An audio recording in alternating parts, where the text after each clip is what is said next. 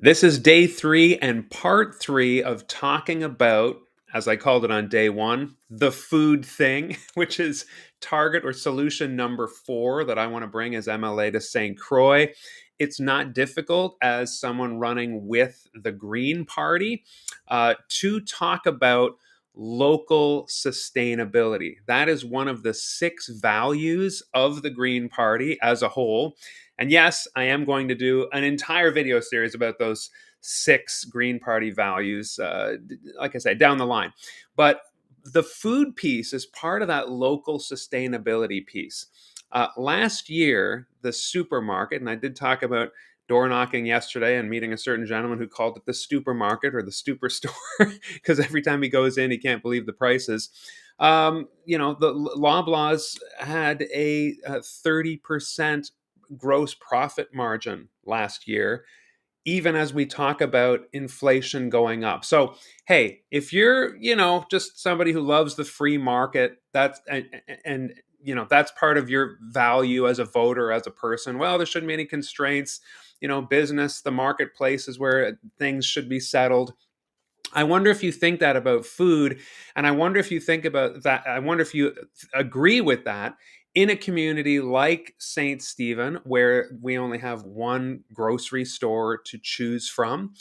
In communities like Campobello or Macadam, we are rural. We are more isolated.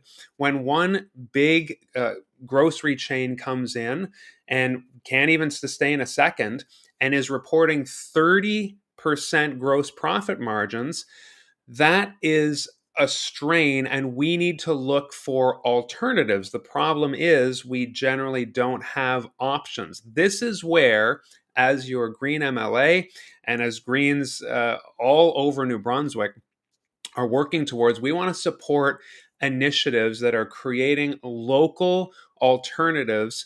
And essentially, that is the people who are growing our food and the people who need the food, namely everybody, right? That includes everybody. I want to talk about 2 really interesting things happening. The first is Beaver Harbor. The Eastern Charlotte Waterways, and I've got a link below to a really great feature on CHCO about the indoor farms that are happening with Eastern Charlotte Waterways Project Village. This is a movement. There's the largest one in New Brunswick is in Moncton. Beaver Harbor was considered what is called a food desert, which means no food purchasing options, no grocery options within a 15-minute drive. And if somebody does not have a car, it's impossible. It's impossible to get food.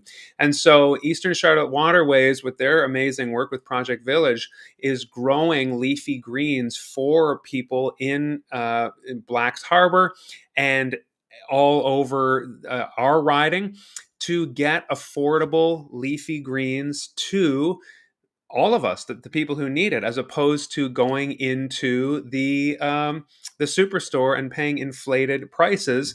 Or not having an option at all. Now, one thing I know from knowing the people at Eastern Charlotte Waterways is they are a social enterprise. They depend on grant money. They need startup money. They need to go and find their own funding to get things off the ground. Margins are very small and thin, and they're scrappy. And this is the kind of thing where are we okay with companies like this that are helping the rest of us cope with 30% profit margins at the essentially, oligarchical supermarkets? This is something I'm hearing at the doors. It's not fringe, it's not radical. We are really struggling with increasing food prices. And are we okay with just letting the people who are coming in and trying to fill those gaps just flail and see if they can do it? As I said in another video, we've lost 20% of our traditional legacy farms as it is. We want to see these producers like Project Village succeed. And so a green government, it's right in our policy manual of values, which you can get on our website. They're always there. And I've referred to this before on page 18 of the manual. A green government would give farmers economic power in the marketplace, meaning, and I'm reading straight from the manual, invest in cooperatives. We believe that the province has a vested interest in investing. And I've talked about this before. I'm going to keep saying I've talked about this before because this is episode 35. But when you look at all money going out of the government as just an expense, and then you start saying, well, we expenses are bad. That's not true. Again, I own a corporation. I know that when you are investing, some money going out, properly seen as an investment, is a positive trend for the future. And that is how the government, the green government, would look at funding these farming co-ops and initiatives, and opposed to hoping that they can get grant money, somebody out of the kindness of their heart, or being rejected for grant money that they need.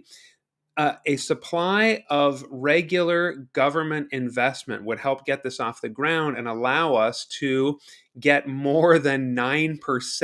9% of all the leafy greens is all that we produce. We import all the rest. And so we want to see, as Greens and in this riding, more investment in the future, which has a whole cascade of benefits in terms of the health of children and in schools, and just the affordability piece.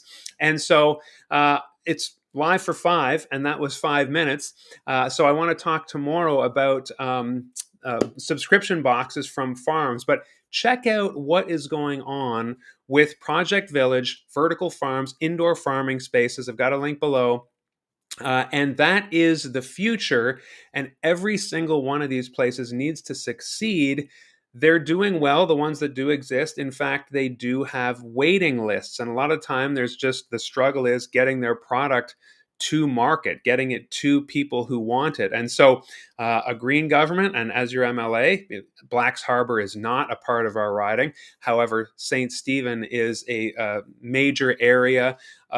You'll see in the video, restaurants and markets, the farmers markets. We want to see Project Village and places like that find success getting their products to people all over our riding in Saint Croix 36, because that is part of the local sustainability piece that we need to see happen. And the Department of Agriculture of our province needs to catalyze and see this as an investment, not just supplementing, the huge potato farms and things like that. That's important. That's agricultural.